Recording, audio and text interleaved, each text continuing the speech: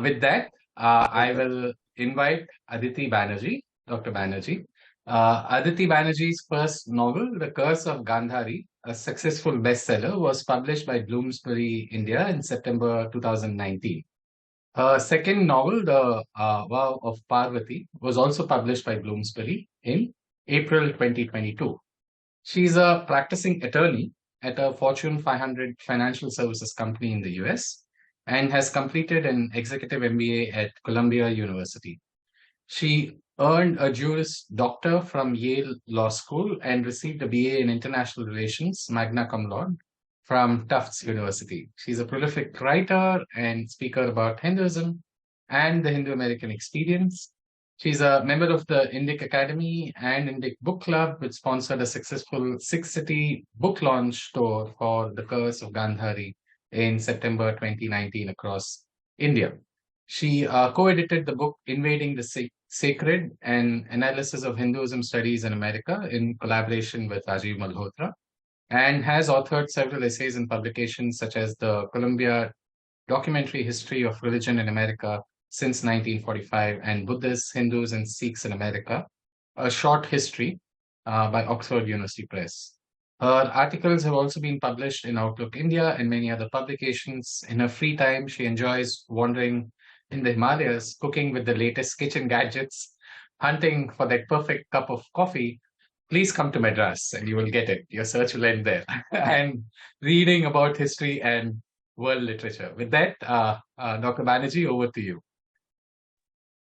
Namaste. So I'm not a doctor officially, but right now I have a Dharma Sankat of my own because I'm grateful to be going before midnight my time, but it's very difficult to follow Vishwaji. So this is a dilemma for me. I will share my presentation. See if I can do this.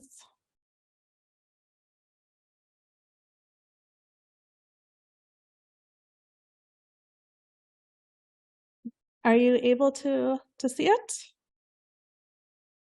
Yes, I'm able to see it. If you could just make it full screen. Perfect. Yeah, thank you. Great. So what I wanted to talk about today was looking at dharma and then looking at the concepts of ethics versus morality when thinking about dharma, particularly from the Itihaasa. And actually, my talk will also be just about the Mahābhārata because I ran out of time to talk about the Ramayana. So there are 3 points I wanted to cover today. The first is a question, is dharma immoral? The second is, what is Dharma Sankat? And the third is looking at some illustrative lessons from the Mahābhārata through a few different episodes. So there are certain misconceptions about dharma, and a charge that is often leveled against dharma, particularly the avatars, Sri Krishna and Sri Rama, is that they are, at least at times, immoral in conduct. Specifically, that they unfairly break conventions and rules that inform our sense of justice and righteousness. And also that it is this fundamental immorality or a Machiavellian sense of ruthlessness that is actually intrinsic to Hinduism, and that results in such callousness. So the first question is dharma immoral? Do the ends always justify the means? And to begin with, I think it's important to get the terminology correct and a distinction between morals and ethics and how we think about that. So the word morals is derived from the Greek term mos, which means custom. Morals are the customs established by society. They delineate principles of right and wrong. So an example of a moral would be, we should always tell the truth. Ethics, on the other hand, is derived from the Greek word that means character. Ethics are defined by how a person responds to a situation and how they engage in conduct in that situation.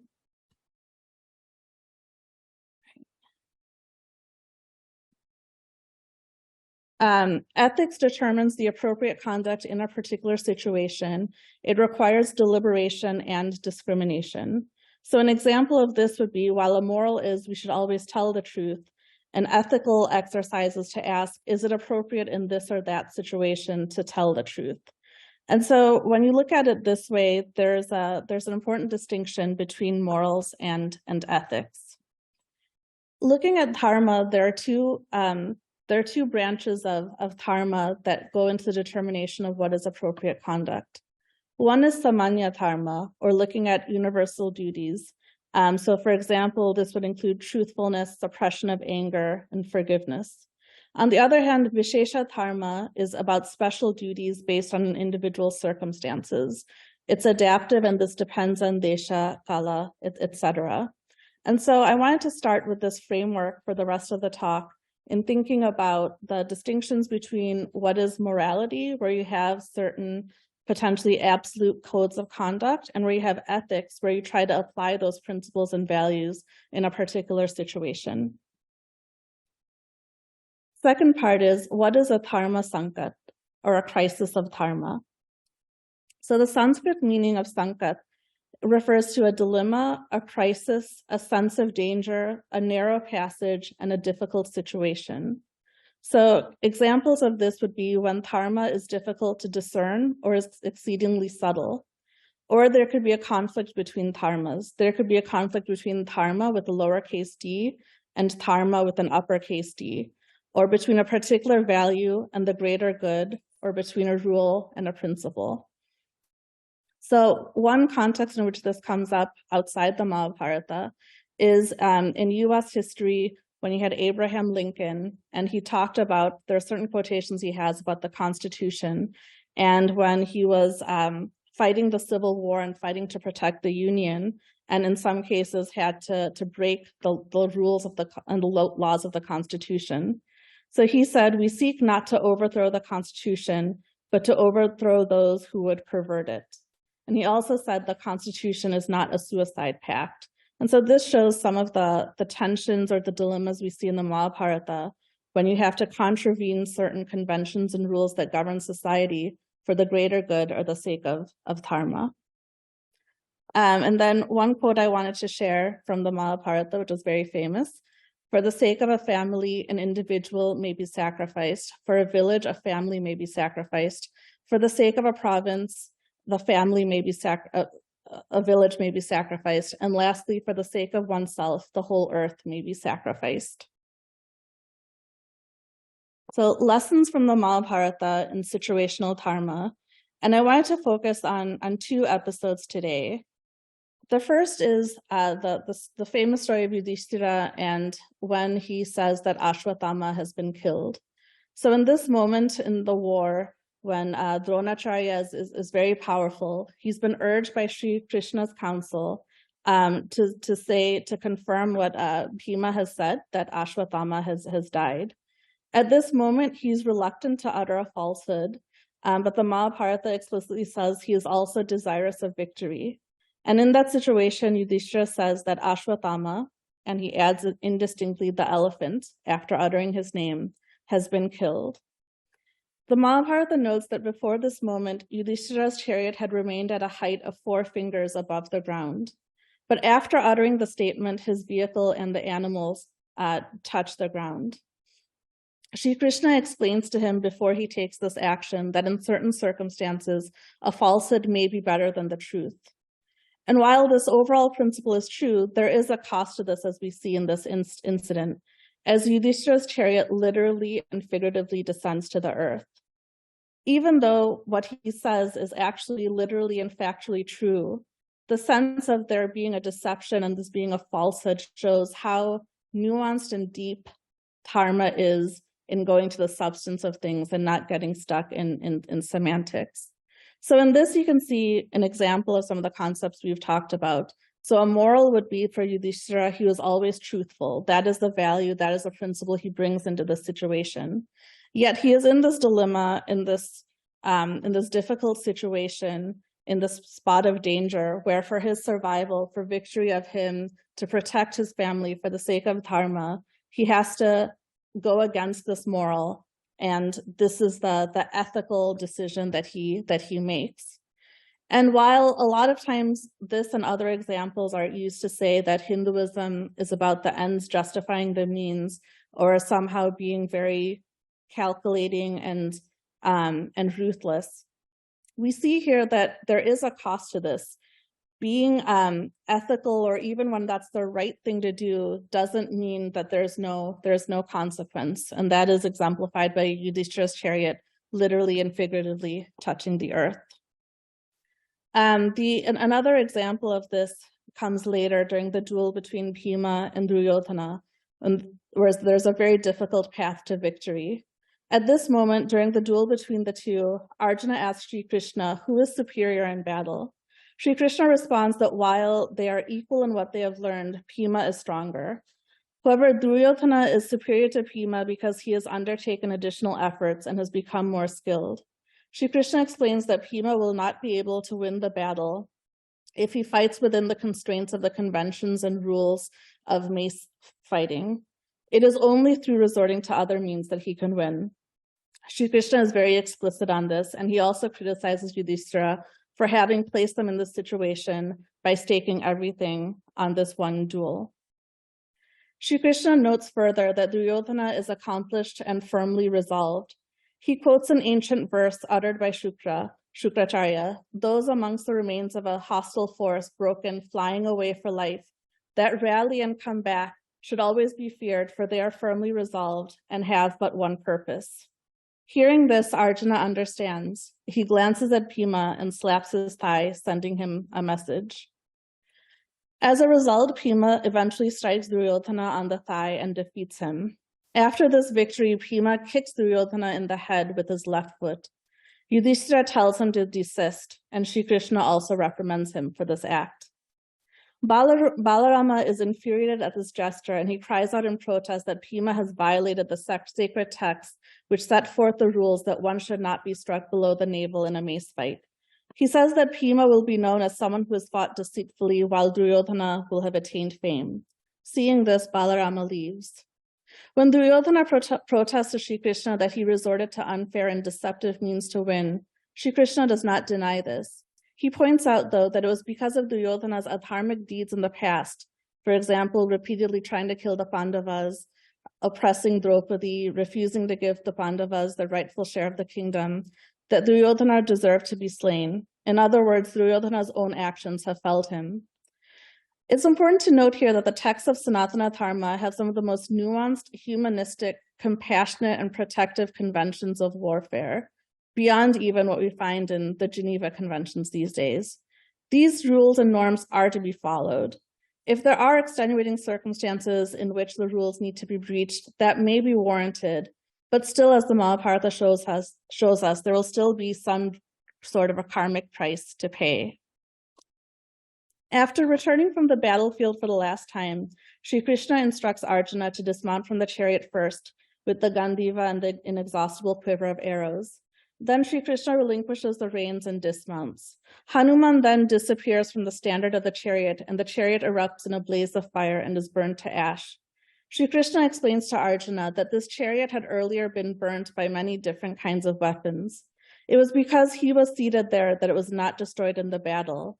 It has now been destroyed, consumed, and now that Arjuna has accomplished his objective, he has abandoned it. This shows that the Pandavas by themselves were not able to win the war if they just relied on their own prowess.